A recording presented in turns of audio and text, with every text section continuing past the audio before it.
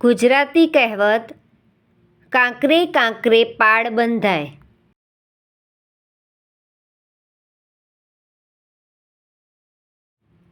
કાંકરે કાંકરે પાળ બંધાય. અર્થ: થોડે થોડે મોટું કામ થાય. વાક્ય: લલિતા, નવું ઘર લેવાનું હોય તો ખોટા ખર્ચા ઓછા કરો અને બચત કરો. કાંકરે કાંકરે પાળ બંધાય.